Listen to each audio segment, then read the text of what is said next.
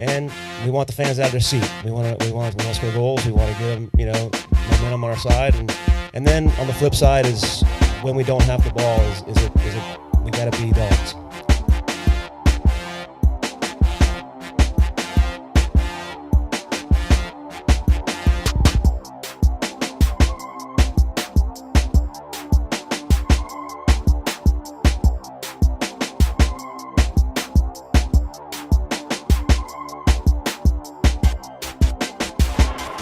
Some space for him.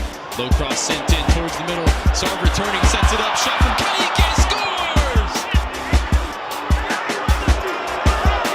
And Dallas regained the lead, looking to avoid the wild card round altogether. Take their fate in their own hands.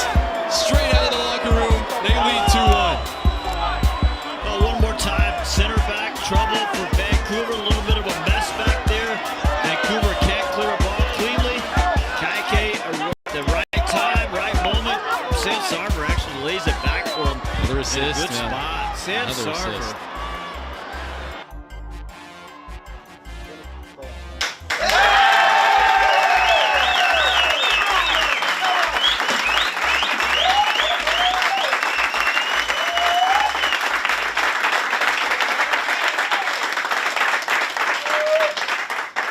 And as I like to do when I'm in the playoffs.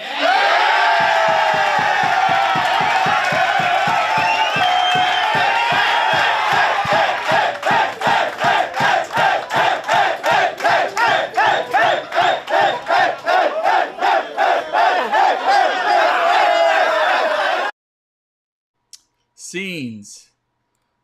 There we go. Welcome, Colin. Welcome, everybody, to the Afterburn Soccer Show. Scenes. That's what we just witnessed as FC Dallas defeats the Vancouver Whitecaps in an emotional, physical affair up in the Northwest, the Canadian Northwest, to claim their spot, the 7th spot in MLS playoffs. Welcome, everybody, to the show. Of course, I'm Nathan. You can follow me at Afterburn Soccer on both Blue Sky and on X. And Mr. Kuv is in. He's getting a moment here to join us, and I think it's just going to be the two of us. I don't think Jose is in a shape to have a conversation with us.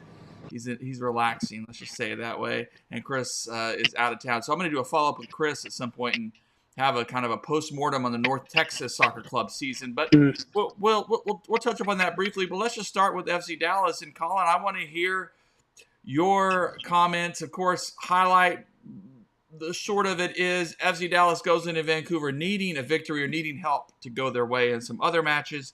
But the victory, a win on the road is always the key, to control your own destiny. And hey, for once the soccer gods smiled upon us and get a red card, which was the right decision on a long ball played to Sam Sarver, who is just on fire. The kid is on fire. Mm-hmm. The young man is on fire, maybe we say. And a right call. Maybe some folks want to quibble with it, but I think it's the right call and deserve it. And then a corner kick. Ball comes to Osaze Urhogide, and he heads it home to give FC Dallas the lead. And then Abubakar makes a kind of play that we've seen from him too often this season. A penalty, gives up a penalty, and Thomas Mueller gets an equalizer. But then Sam Sarver lays off a beautiful ball to Kaike, who slots it home. And FC Dallas holds on. A fierce and not an easy final 20 minutes of the game as FC Dallas holds on for a 2-1 victory. An emotional but huge win for the club in what has been a transition season. So, Colin, let's give us your reactions to this game. So on decision day, it was very much a very aggressive, very going in there to Vancouver, at the time first place team in the West, someone that was very aggressive all season, someone that came into Georgia Stadium, got a result. They've been very dominant all season. And like I said on last show, it's very, very much like we're not getting a result here. We're not going to get a win. We're not even going to get a draw. I said we lost. And according to a bunch of Vancouver fans, we got the fix. The fix was in for FC Dallas. So funny how that was the excuse there. But I agree with you on the Sam Sarver call, the foul. I was sitting there watching it with my buddy who's an Austin fan, and he was sitting there the whole time, basically saying, "Oh, y'all gonna get a yellow card, no big deal." And I was like, "Brother, that's a red card all day long." And of course, he's like, "Oh, you're an FC Dallas fan, you're biased, like it's for your team." And sure enough, when the monitor went up, it was a red card. And I even said it was like one of those things where if it was my team, I'd be fighting all day. It's a yellow because the other defender's in position. But when the attacker's sitting there in a goal scoring opportunity to where the attacker can either lay it off or score, that's part of the criteria now for denial of goal scoring opportunity. It's going to be a red card every day of the week. And of course, we score out the Orgide header, which, I mean, honestly just fell to him. I mean, no one else rose up above him. They jumped early. He was able to just sit there basically almost flat-footed and just redirect into the net. And then when it came to the Sam Sarver finish, it looked like he was laying it off for the person behind Kaike, and Kaike was just right place, right time, just slotted it home. Kalodi deserves Lodi. so many awards. Pay that man double his salary demands right now. Because, no offense to Martin Paz, love the guy. I've chatted with him quite a bit. He's acclimated to Dallas. He loves Dallas and everything, but we have a number one in our hands in Kalodi, and it's either going to be we transfer Paz Holly back to Europe for a good sum of money, or we trade Kalodi for chips and Gam or Tam or whatever. And no offense, I'd much rather have Kalodi at this point. I mean, Kalodi has shown that he's not scared to come out for balls on crosses. He's aggressive in the air. Kalodi is one of those goalkeepers where he has good shot stopping ability, but he has good reflexes. He's able to read the game, and 9 times out of 10 read a shot. Now, occasionally that comes with him reading a shot that's going at the far post when the attacker goes near post. Like there's times like that where we get scored on or concede with Kalodi, and that's going to happen with every keeper, even at the top of the top. They're going to get one or two shots predicted wrong. But Kalodi is sitting there. I'm looking at that last save where Kalodi tipped it and it barely went past the post. I'm not sure Paz makes that saves. So it's one of those things where I'd rather have Kalodi too for the reach and everything on corners and coming for crosses and stuff, because Paz doesn't do that and just sits on his line. So yeah, it's one of those things. That game solidified for me. I was a big Kalodi fan anyways, but that game 100% solidified Kalodi as my 2026 day one starter. And he should be the starter of the rest of these playoffs. Unless he just, for some reason, has a shocker in Vancouver for game one or whatever. But that game, it showed me a lot about this team. It's a team that's not willing to give up no matter what. We did look like we got dominated by Vancouver a little bit in that second half, but you also got to think we're a team on the road that's up a man, and we have a goal. We can be a little bit aggressive, which when we had the ball, we did go up the field and try to score and be aggressive, but you got to solidify those 3 points. Depending on how that table looked, I mean, Portland got absolutely thumped 4-0 and took their goal difference way below ours, to where we were able to get that second tiebreaker and not have to worry about a play-in game this Wednesday. Mm-hmm. Granted, it's at home, but we don't have to worry about that play-in game, and now we can advance and go on with our journey, and not have to worry about that. Get some extra rest under our legs and be ready for not this upcoming Saturday, but next Saturday, and we're good to go. It's a massive result. It just and the storylines as you highlight with Michael Kalodi emerging into this legitimate number one. And we love Martin Paz. He's been a good servant for the club. A nice signing, really, that raised some profile. Got some new fans, some Indonesian fans. Shout out to them. Appreciate all that love. But yeah, these storylines and the storyline of Eric Quill himself, who, points this season we ask questions. He's coming from the USL Championship. He has history with this club.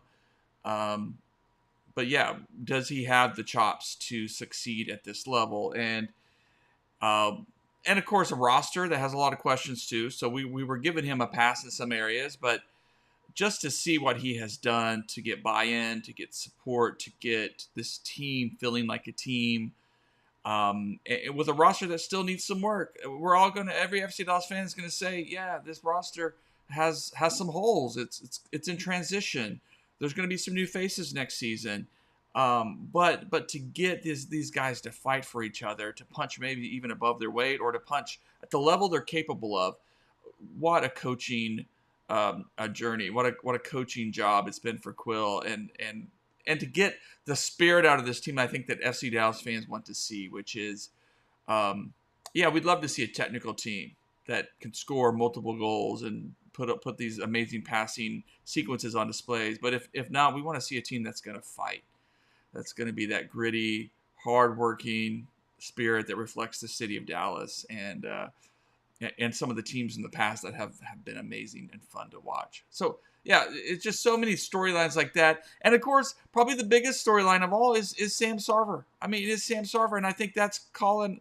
I'm just curious, will Sam Sarver start on Sunday? I mean, the kid is absolutely on fire. He helps North Texas get into the playoffs with a hat trick the previous weekend. He comes in and in this one and just plays his heart out, starting in the place of Logan Farrington and Petter Musa, who are both out with suspensions. And I think Colin, you're refreshing, I think. But this storyline of Sam Sarver, who, some say maybe isn't an MLS quality player, but the kid is making things happen. And I keep saying kid, and he's 23. He's a young man. He's intense. He's playing with fire. He's everything that fans want to see from FC Dallas signings. Here we go. All right, let's see. All right, you're back. That works. We got you on here. There we go. Holy. What I can do. Okay, there we go. Yeah, so Sam Sarver. We're still getting a little feedback there, whatever it is. This kind of staticky, but we may just have to deal with it. Colin, what is your thought on that question? So Musa and Farrington are going to be back, available for selection. But do you go with the hot hand? Does Quill go like Sarver? Let's see what you can do with Musa. Or, Sarver could still play a great role off the bench. I don't think that's a bad spot for him either. But I don't know. I just don't know. And especially on the road where you're going to do a lot of defending. Vancouver is going to be out for blood, for revenge. Do you give Sarver the start on Saturday? So for me, I think it's got to be, you got to roll him out, right? I mean, here's the thing. Delgado went out with a non-contact injury. So it's one of those things where we don't know if it's like a sprain maybe, or just a buckle, hyperextension, whatever it is. I think non-contact injuries aren't good, right? And Dallas obviously is not going to want to expose what the injury is or give Vancouver an advantage. So if I'm them, you look at how we played with Delgado this time. We put Delgado out wide almost and ran like a 3-4-3 against Vancouver.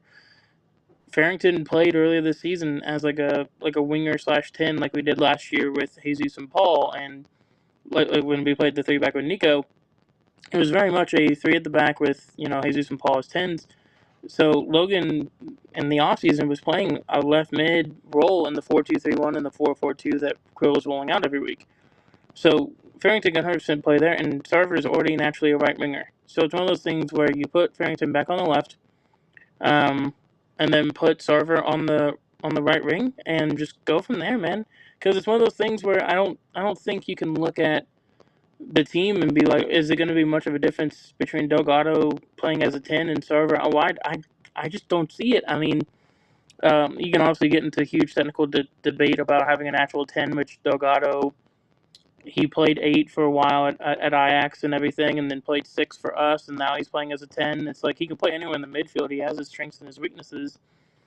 But I think with how the team's built with Kappas and Kaike in the middle as like our DMs and like 8s that can advance the ball if they need to, why not have Sarver there on the wing, and then he's going to fight back and get back on defense. You're going to have Ramiro at right wing back, presumably. And have him play as like a center mid that he can back up Kaike and Kappas as well. And Kappas has showed he has the technical ability to play more forward. And I mean, worst case scenario, we have Paxton on the bench available. I believe Legette's back from and healthy, so they can both play 10. Very weird for them to both play 10 as they've been conditioned for 8s, but let's not forget when Legette first got here, he had those 8 assists in a row in consecutive games, so he can definitely play as a 10 and provide.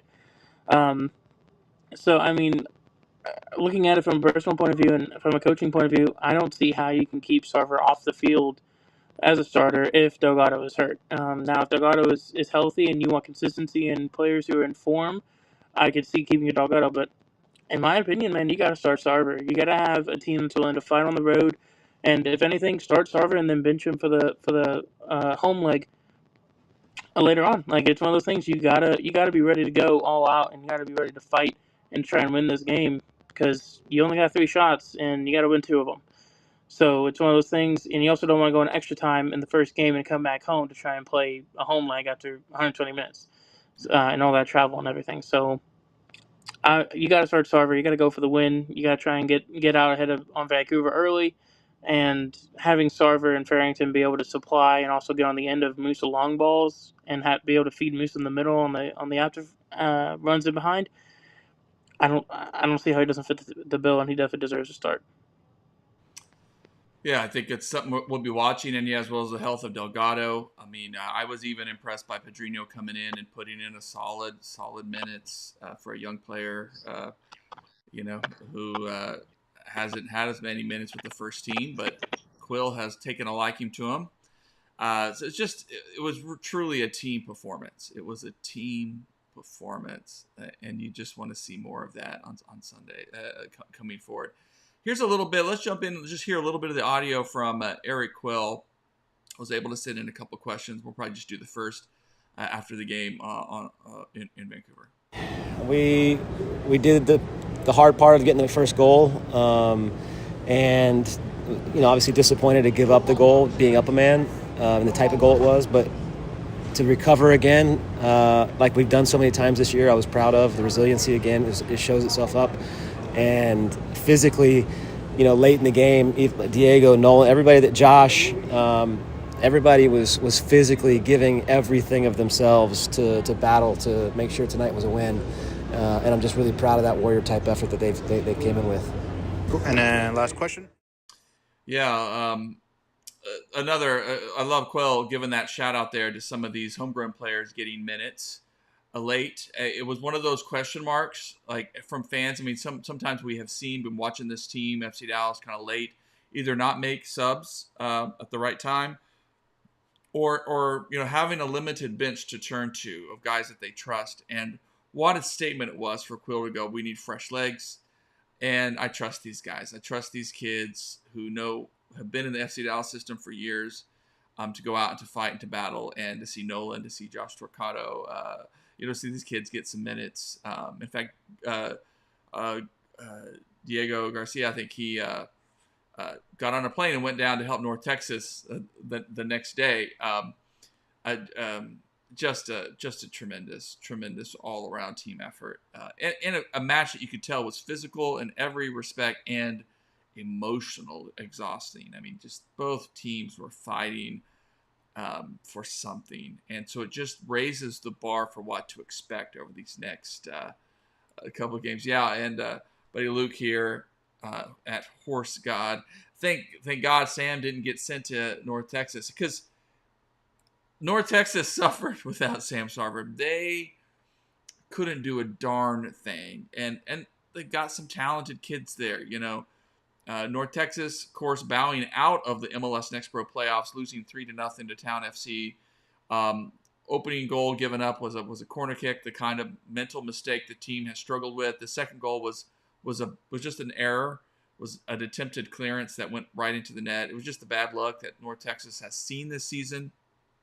There's not a lot else to say. I mean, I've got some video pulled up. We could listen to Gall talk about it, because I think he's still bullish on these young players.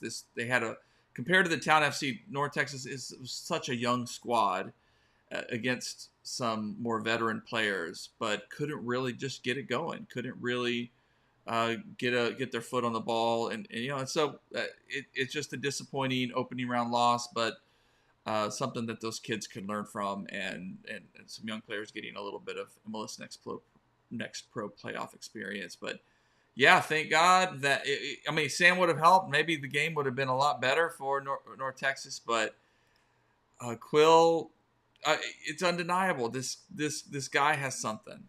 He has something, and he has what FC Dallas needs right now. And there's not going to be any team that wants to go up against him. I mean, his touch on that ball to get it out of the defender's way. How many times have we seen a guy like Bernie Kamungo struggle on that touch? Or not get that touch at points of the season when they're on a fast break. Sam Sarver, he had it.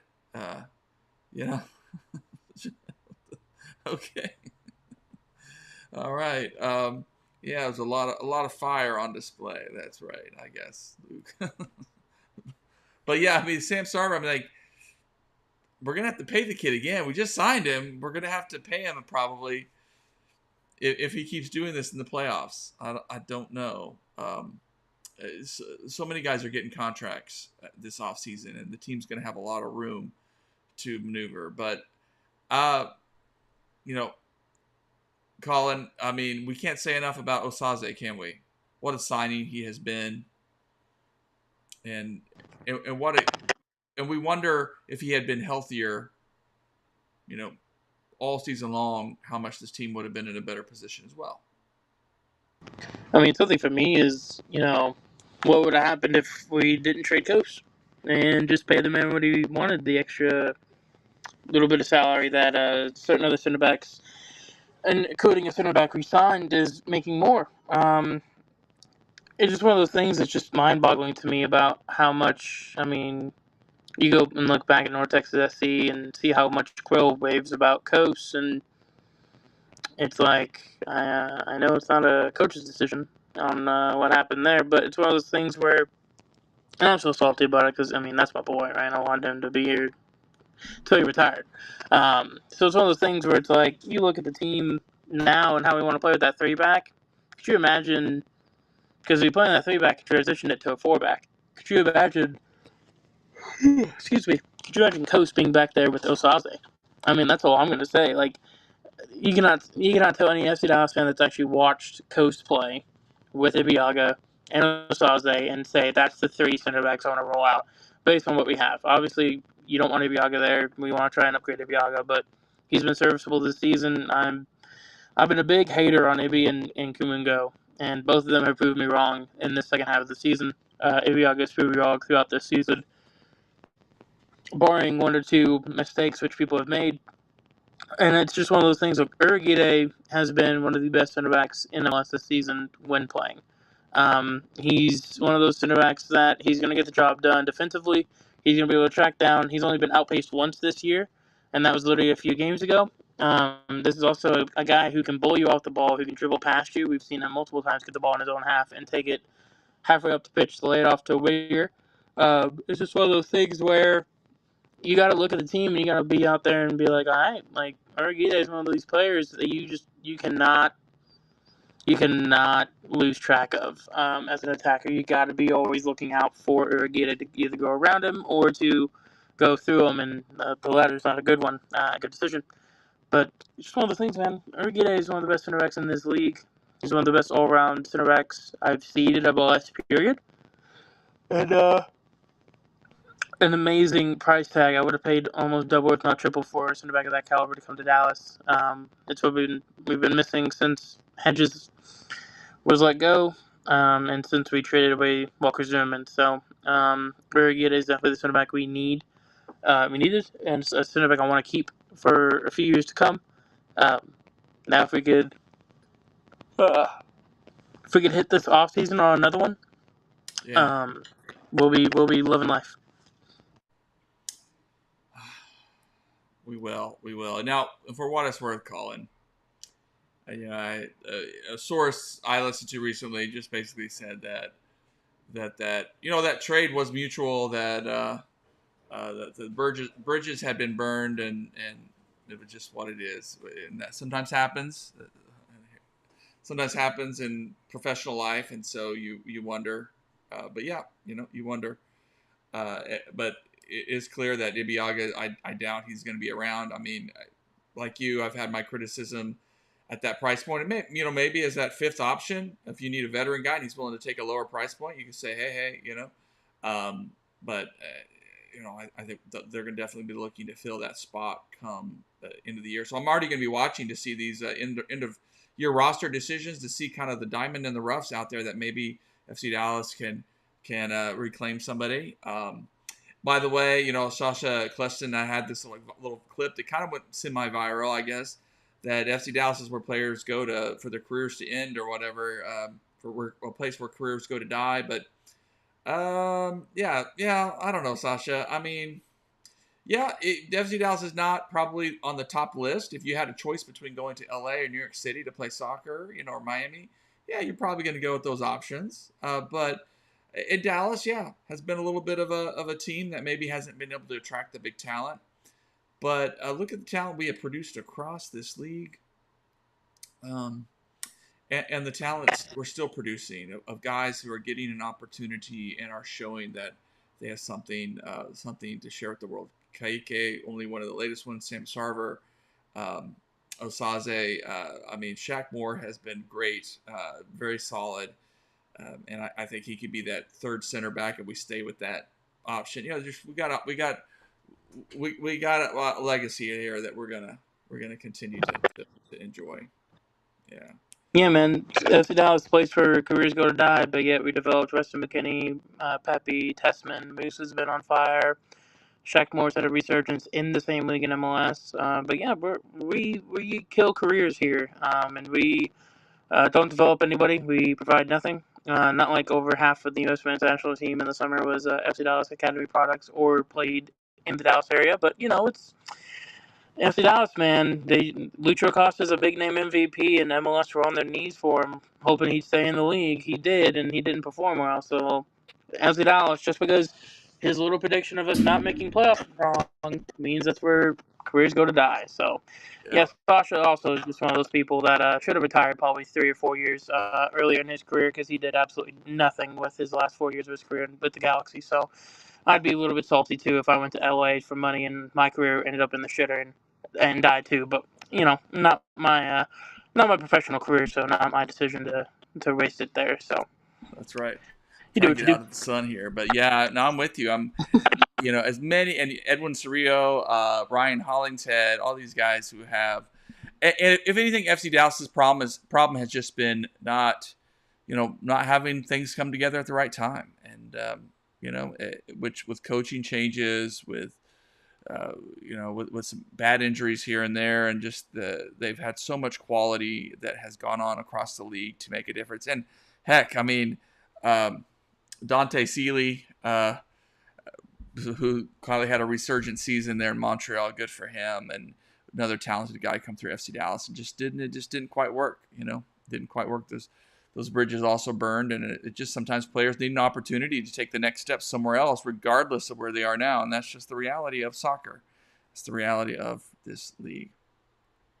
Well, let's I'll do some follow-ups with North Texas, post some video as one of the big questions for North Texas will be, can they find that replacement for Sam Sarver within this team? And you got young talent like Sam Seda and others who I think need that time to develop. So I'm bullish on them and a new stadium that they're going to be in next season. So North Texas losing the first round of the playoffs, disappointing, but it's a young team. They're going to bounce back. They're going to look for some fresh faces to come in and compete. FC Dallas has just gotten some bargains in the super draft as of late. So look for maybe a player or two there to get a shot with North Texas. And FC Dallas, meanwhile, begin the first leg of a potential 3-game series. Obviously, I think so. If FC Dallas loses the next 2 games, there's no third game. So they've got to get a result here. And I know it gets a little different among playoffs. And draws. I think things get a little bit more complicated.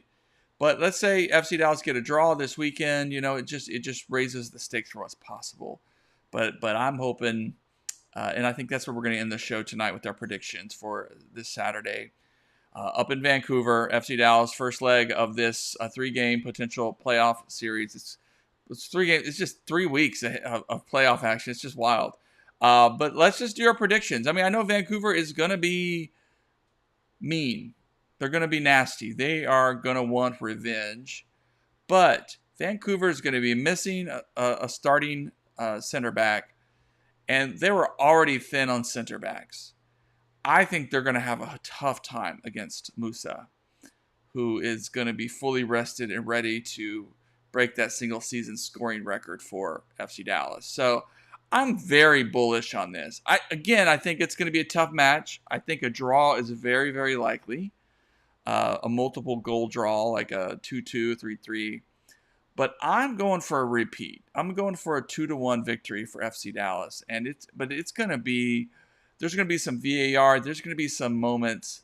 But I am just liking how this team is feeling about themselves. And I think Musa is going to be a handful for the Whitecaps. What are your thoughts on this weekend's match?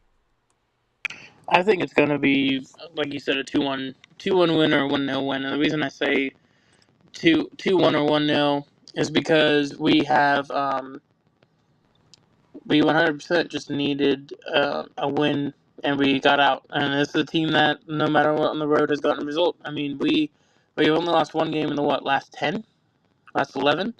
So it's one of those things where we 100% like we're ready to go. We know the mission. We've already done it once.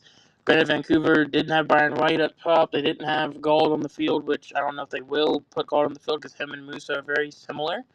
Or sorry, Mueller, not Musa. And unless you put maybe Mueller up top at striker, but I don't think you would with him being a really good playmaker. We'll have Musa and Farrington again. We'll actually have a decent attack instead of pace of Julio and just the bullish, some technical ability of Sarver. And I think it's going to be one of those games where it's going to be really tight at the back again. FC Dallas is going to have to be careful with what they do, whether it's Shaq Moore playing center back and Abubakar's bench or it's Ibiaga bench and Abubakar starts. Again, they got to be careful. You got to make that call to make that defensive sub. If we're up 1-0 in the 60th minute, this is playoffs. You got to make your subs and tactical changes and solidify them early. You can't sit. Quills has a tendency to try and wait it out and make the first mistake tactically with subs, and that's a great strategy in the regular season where you can try and pull off a quick point grab or 3-point grab and run. This is a playoff where the games matter now. Like, every win counts. So you have to sit here and you have to get those wins when you can and where you can. And FC Dallas is going to have to get that win on the road in Vancouver again. They've done it once. Granted, a red card in VAR helped us get the result the first time. But you got to get that result the second time. And, I mean, Krill's game plan was great. It worked out. So it's one of those things is something my dad always said, same song but second verse. So let's just get back out there, do it again. We're good to go. And I think it's going to be one of those – it's going to be a good game regardless. But I think we get we squeak it out with a 1-goal result, whether it's 1-0 or 2-1. All right. Well, there you have it. Well, Colin, thanks for joining. We missed Jose. We'll sort of be following up with Jose and see what his thoughts were, but I know he's just enjoying himself. And Chris on vacation, so we'll be following up with those guys too. And maybe looking at trying to do a pre-game playoff show on the weekend. We'll see if that works with my schedule, but it might be fun to do and jump on and see if we can invite a special guest or two and talk about what's ahead for this team. But the season continues for FC Dallas. North Texas is over. A lot of postseason, off-season content coming in the coming days. We kind of break down where the roster is and what we're looking forward to. But for FC Dallas, we get to keep enjoying some soccer for the next few weeks. And let's hope it continues. Who knows? This team can make noise. All right. Thanks, Colin. Good night, everybody. Good night.